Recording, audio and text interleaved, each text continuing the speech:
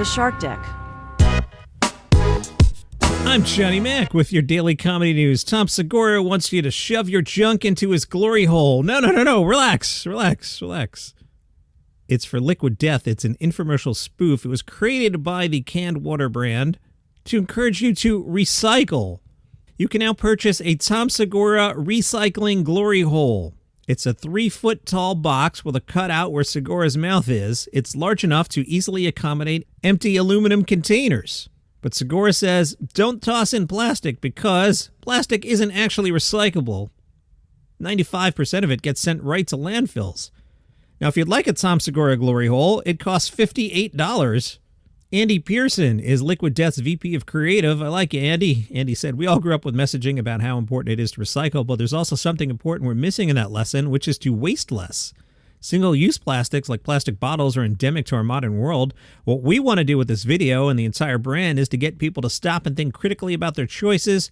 And of course, the best way to do that? Humor. How did Segura react when he was pitched? We read him the title and he stopped us and said, yep, that's it.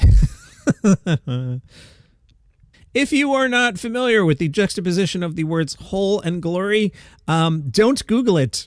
Rob Schneider has canceled a trip to Canada. I don't know if you saw the story last week. A Ukrainian veteran was given a standing ovation in the House of Commons. Okay, what's the issue? Well, the Ukrainian veteran fought against the Russians. Okay, what's the issue? He fought against the Russians during the Second World War. Who fought against the Russians in the Second World War? The Nazis. That's who. Once everybody put that together, it didn't go over so well. House Speaker Anthony Rota resigned, expressing profound regret for my error. All right, enough with that about the Rob Schneider part. Schneider posted on social media, this guy fought for Hitler, not like we call people Hitler today, the Hitler, like an actual Adolf Hitler. Dallas News caught up with Ralph Barbosa, who said, you never know how people are going to react to what you say. You might have an idea, but I think as a comedian, you should be allowed to at least have the attempt to say whatever it is you want to say, as long as your first priority is that it's going to be funny. So I think a lot of the time people could tell when you're trying to be funny and when you're just trying to be mean. Now, I think if you're saying a joke as a comic and you've done it 4 or 5 times on the road, you can tell if it's rubbing people the wrong way. Then you should know what you're getting into. Don't hide behind the stage if people are getting angry. I mean, I think people have the right to come kick your ass every now and then. I don't think people should be canceled, but I also don't think the comic should take advantage of the stage. My number one thing is always remember, my point is to be funny. I'm not out here to leave a message or to offend or anything. I just find something funny. In my special, I make jokes about water. Like people just drink water because I just find something funny in there. So when I do talk about guns or politics, it's not because I feel like, oh yeah, I'm going to offend somebody or anything like that. It's just out of like what I saw funny in it. Now, if you people were offended by it and you want to cancel me, do what you want to do. I also think if you're funny or people like what you're saying, you can never truly get canceled. You can only get rid of fans who now know more about you. Well, there's no such thing as a free lunch now that the writer's strike is over. Drew Carey had been covering the cost of meals, tip included, for card-carrying WGA members at 2 restaurants since May 20th. Drew now tweeted, yo, WGA West members, congrats. If the strike is officially over, you have until midnight to have one last meal at Bob's Big Boy or Swingers. Go celebrate. Love y'all. Media reports suggested Drew's bill was $10,000 a week at Swingers alone. The strike is over, so Bill Maher's show is back. It'll be back this Friday. Maher tweeted, my writers in real time are back. See you Friday night. We'll see what this means for the Strike Force 5 podcast. I assume it will come to an end. On a recent episode, Jimmy Fallon said after he left SNL in 2004, he wanted to pursue a career in acting in movies.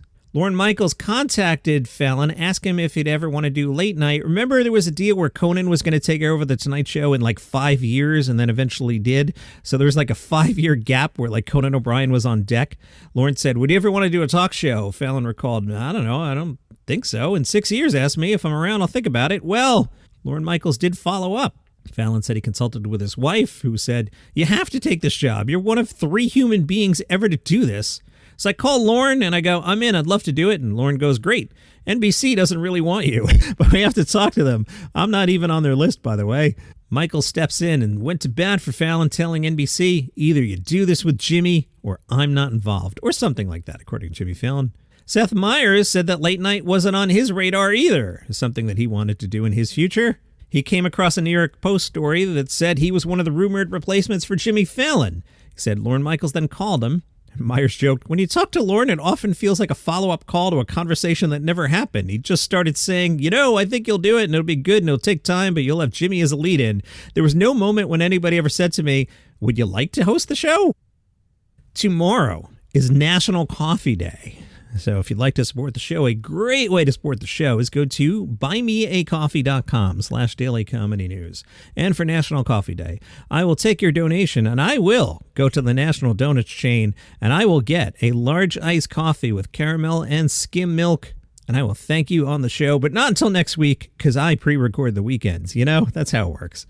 Buymeacoffee.com/Daily Comedy News. Hey, I'm excited about a new project I'm working on. It is called Ghost. So in October, we're doing 31 ghost stories in 31 days. It's a podcast, so just search for Ghost Scary Stories Daily. Ghost Scary Stories Daily. It's actually a sneak preview up. That's pretty cool. I did listen to Marc Maron with Checy Chase. All that community stuff, it was like maybe a minute. I didn't clock it, but it was not like Chevy went on community for an hour. He clearly just didn't want to talk about it. I feel like Maron had to edit a lot of that down. I'm not sure. It just felt like maybe even Chevy stepped out of the room a few times, I thought. I don't know. But it wasn't that bad. It was definitely very, very interesting. Check it out for sure. Checy Chase on Marc Maron's WTF. In the interview, Chevy talked about going to school with Christopher Guest, as well as musicians Walter Becker and Donald Fagen. You may know them from Steely Dan. Chase said he played drums in a band with them before they went on to co-found Steely Dan. Chevy said, we started Steely Dan, basically. I was Fagen's first drummer, and I loved it. We started at Bard College. I can't remember the name of the little place that people would go and play guitars and sing, and we called ourselves the Very Bad Jazz Band. That was literally our name. I think I was a good jazz drummer. I love doing that kind of thing, and I did it many times later, too. I didn't want to be a rock and roll drummer kind of guy, As for the community stuff, Yvette Nicole Brown went on Twitter and posted, he seems nice. Chevy is coming to Rochester. He and his wife will take part in a live discussion and audience Q&A following a screening of the 1989 Christmas classic National Lampoon's Christmas Vacation. That'll be at the Mayo Civic Center on Wednesday, December 13th. I wonder how much he's getting paid for that. I can't believe he's doing it. Wow. The Golden Globes have announced a new category. It is Best Performance in Stand-Up Comedy on Television. It will honor 6 traditional stand-up comedy performances of at least 30 minutes that first aired in the United States, excluding work that's part of a larger series or TV films. Brian Posehn's tour kicks off. He's in Ferndale, Michigan at the Loving Touch, then off to Grand Rapids, Chicago, San Fran, Burlington, Appleton, Cudahy, Wisconsin at the X-Ray Arcade on December 1st and Madison on December 2nd. BrianPosehn.com for details there. College Humor has changed their name to Dropout. Dropout is the name of the ad-free subscription streaming platform they launched in 2018. College Humor has been around since 1999. Dropout hosts more than 75, quote, uncensored, unquote, original series. Some of those include Dimension 20, Game Change, Make Some Noise, Actually, Dirty Laundry, Play It By Ear, and Breaking News. College Humor's website shut down in 2020, but they have a YouTube channel with 14.7 million subscribers. That channel is now being renamed Dropout. Okay. Sure about that, guys? Michael Blaustein, you may know him from the podcast Stiff Socks. He's taping his special at Comedy Works in Denver tonight through the 30th. And let's see what's going on at Just for Laughs Toronto this evening. 6:30, the CBC's Because News. 7 o'clock, Tom Papa, Paul Elia, Jeremy Hotz. He's great. I know where we're going there. Joel Nicole Johnson, Sydney Washington, and Colin Quinn. Those were 6 different shows. That's not one sort of amazing, crazy show with 6 comedians of that level. 7:30, Antidepressant Thursdays. 8 o'clock, Double Threat, Maddie Kelly and Charles Haycock. Second City at 8, Laugh Therapy at 8, 8:30, Best of Absolute Comedy, 8:30, Tiny Grievance Comedy, a weekly showcase of some of Canada's funniest comics. 9 o'clock, Jess Tom, Ian Edwards, Chris Redd, Robbie Hoffman. 9:30, Jim Norton. I didn't know Jim Norton was at this festival. Awesome. 10 o'clock, River Butcher, Asian Comedy All-Stars. 11 o'clock, Low Key, Catherine Cohen, Sam Morrison, Martine Urbano. 11:30, Midnight Madness. All right, you heard me get excited about some things. 7 o'clock, we are definitely doing Jeremy Hotz. He is fantastic. 8 o'clock, I don't know, you want to do the Double Threat? You want to do Thursday Laugh Therapy? You want to just grab a beer? Because I'm just killing time. 9:30, I want to go see Norton. I haven't seen Norton in a while, and I love him. And that'll take us to the 11 o'clock shows. Nothing really grabbing me, and I'm probably going to want to go to bed. That's your comedy news for today. Follow the show for free on Apple Podcasts or Spotify or wherever you get your shows. And if you like the show, tell a friend about it. Maybe they'll like it too. See you tomorrow.